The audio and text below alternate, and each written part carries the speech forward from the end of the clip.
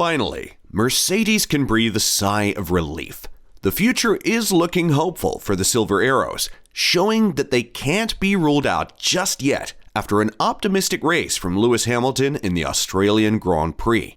But after George Russell's car failed him, it is clear that although they've made progress, they still have a long way to go. What do they have to say about their weekend? Let's find out.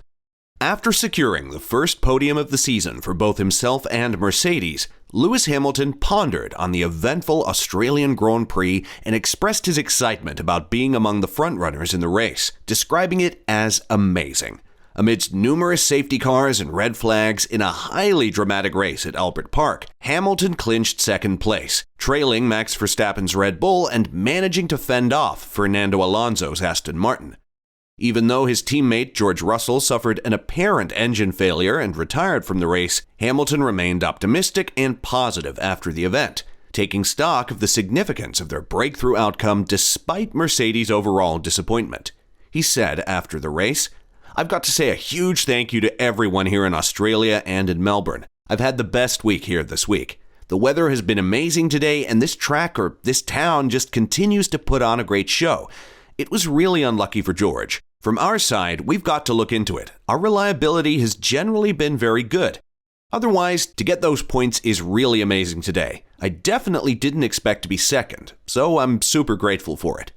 And when he was asked about his feelings regarding the W14 as the season progresses, he went on to say, "I still feel uncomfortable in the car, though the car is still not, I don't feel connected to it, so I'm driving as best I can with that disconnect. I'm working as hard as I can to try and create that connect, but I think it's a long project. But still, we've been down on performance. We are clearly down in straight line pace compared to the Red Bulls. For us to be up here fighting with Aston, it's just amazing at this point in the season, and we've just got to keep on fighting. A big thank you to all the people back at the factory. Let's keep pushing. We can close that gap. It's going to be tough, but not impossible." When questioned about his radio communications during the race, where he expressed doubt that the hard tires he was using would last till the end, Hamilton emphasized, "I definitely wasn't bluffing. Honestly, I was having to push a lot right at the beginning to keep Max behind, and then Fernando was pushing. They're very, very quick. I think ultimately Alonso was a little bit quicker today behind me, but I just managed to hold him, so for that I'm really grateful. And also, what a legend. We've got a world champion up ahead, 3 world champions in the top 3. That's pretty mega." However, things weren't looking as bright and sunny for Hamilton's teammate George Russell. During the initial phase of the Australian Grand Prix, he was heard expressing frustration towards his Mercedes team while trying to fend off both Lewis Hamilton and Max Verstappen. Verstappen, who started the race from pole position, had a bad start and was overtaken by Russell.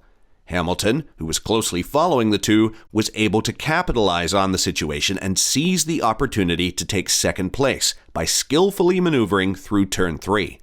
Despite Russell's efforts to create a gap between himself and his chasers, Hamilton and Verstappen's Red Bull were in hot pursuit. As the Albert Park circuit mandated a one-stop strategy, effective tire management was crucial, leading Russell's engineer to instruct him to control his pace at one point during the race. Upon hearing this, the typically composed British driver reacted strongly over the radio. "You're asking me to manage and I'm being attacked by my teammate." Russell's mood took a turn for the worse shortly after the radio communication incident, when he had to pit during a safety car period, causing him to lose positions. The situation was made worse when the race was red flagged, giving an advantage to those who hadn't yet made a pit stop. Following the restart, his Mercedes engine suffered a dramatic and fiery failure on lap 19, prompting him to swiftly exit the car. After the race, Russell expressed his belief that he had a chance to compete for the win, even though it was clear that Verstappen's Red Bull had superior speed. He told the media, "The first stint was really well managed. I think I could have extended that stint quite a lot. Obviously, Lewis was pushing really hard behind me, but seeing the tires afterwards, I probably would have been good thereafter. I see no reason why we couldn't have won today because, looking at the pace of Max, I'm sure he's just managing, but it would have been difficult to pass, especially with Lewis between the two of us. It's really disappointing." Russell proceeded to express a gloomy attitude with how his Australian Grand Prix turned out, telling reporters, "Yeah, I guess when it's not your day, it's not your day," and pretty disappointed initially with the decision to red flag the race. "Everything we've done this weekend has been good. Qualifying was great, the start was great, the restart was great, the strategy decision was the right one. It's just such a shame to be stood here right now." Despite his disappointment at having to retire from the Australian Grand Prix, Russell expressed his satisfaction with Mercedes' start to the season, as both drivers were able to secure points in Bahrain and Saudi Arabia. Additionally, Hamilton was running in second place behind Verstappen when Russell had to withdraw from the race. Russell stated that he was proud of the team's performance thus far.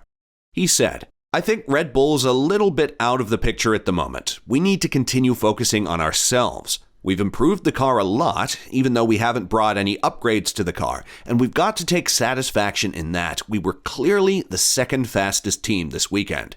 But then I also take pride in the fact that the performance we did throughout has been pretty spot on these last 2 weekends.